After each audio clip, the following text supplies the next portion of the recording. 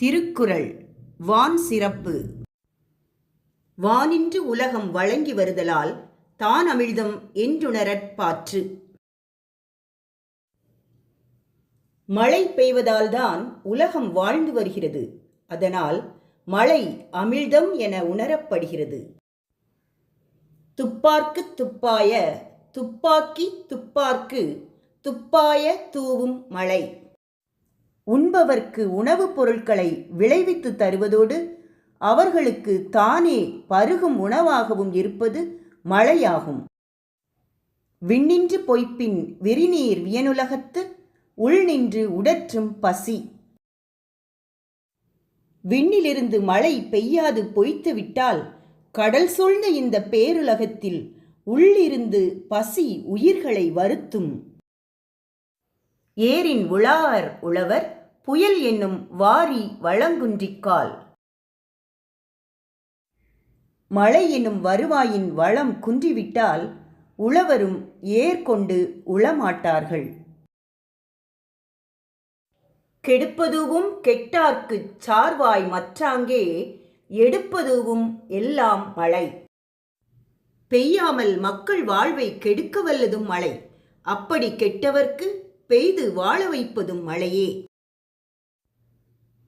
விசும்பின் துளிவீழின் அல்லால் மற்றாங்கே பசும்புல் தலை காண்பு அரிது. வானிலிருந்து மழைத்துளி விழாமல் போனால் உலகில் பசும்புல்லின் தலையை காண்பது அரிதாகிவிடும். நெடுங்கடலும் தண்ணீர்மை குன்றும் தடிந்தெழிலி தான் நல்கா தாகிவிடின். மேகமான கடல் நீர் மீண்டும் அந்த கடலிலேயே மழையாக பெய்யாமல் விடுமானால் பெரிய கடலும் தன் வளமை குன்றிவிடும். சிறப்பொடு பூசனை செல்லாது வானம் வரக்கு மேல் வானோர்க்கும் ஈண்டு. மழை பெய்யாமல் வானம் பொய்த்து போனால் இவ்வுலகத்தில் வானோர்க்காக நடைபெறும் திருவிழாக்களும் பூசனைகளும் நடைபெறாது. தானம் தவம் இரண்டும் தங்கா வியனுலகம் வானம் வழங்காதெனின். மழை பெய்யாமல் போனால் இந்த பெரிய உலகத்தில் பிறருக்காக செய்யப்படும் தானமும் தனக்காக செய்யும் தவமும் இல்லாமல் போய்விடும்.